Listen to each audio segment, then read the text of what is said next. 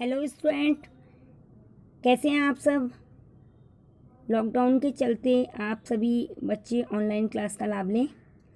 आज हम आपको बहुत ही इम्पोर्टेंट टॉपिक पढ़ाने जा रहे हैं। तो शुरू करते हैं आज की क्लास, जिसका विषय है सूरदास। इसमें मैं आपको कवि, लेखक और उनकी रचनाओं के बारे में बताऊंगी। यह पद हमारे हिंदी के पद भाग से लिया जा रहा है। इसमें सबसे पहले हम कवि सूरदास के जीवन परिचय के बारे में जानेंगे कि कैसा था उनका जीवन परिचय। तो देखिए, ये भक्ति काल के कवि थे और इनका जो जन्म हुआ था 1540 ईस्वी में हुआ था। और जन्म स्थान के बारे में इनके अलग अलग मतभेद हैं।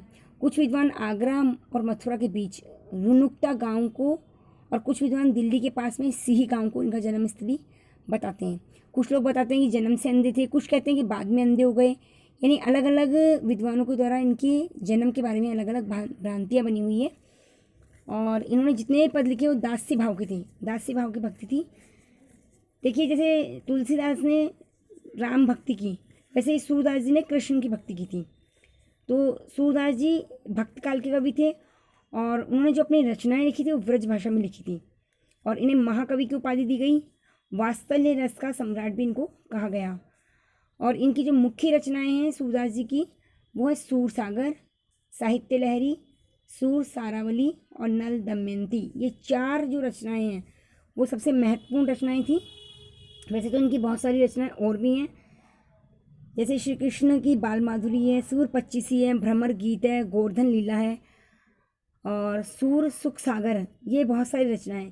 तो बच्चों, सबसे ज़्यादा तो हमें जो याद करने की बात है उसमें ये चार रचनाएं मोस्ट हैं। इसमें परीक्षा में आपके जैसे ऑब्जर्व टाइप में या मतलब एक वस्तुनिष्ठ में क्वेश्चन पूछ लेते हैं, अति में पूछ लेते हैं कि अति लघुतरात्मक में कि निम्न में से रचनाएं कौन सी हैं सूरदास की रचनाएं। तो आप ये चार तो जरूर से याद करेंगे।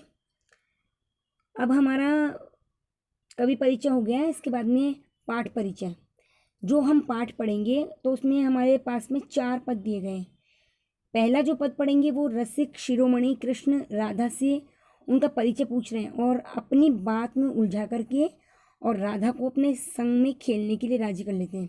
ऐसे जो दूसरा पद है उसमें मतलब भगवान श्री कृष्ण ने उद्धव जी को भेजा है गोपियों के पास में व्यंग का बाण चलाने के लिए। तो गोपियाँ क्या कह रही हैं कि उद्धव के परम मित्र कृष्ण पर व्यंग का बाण चलाती है।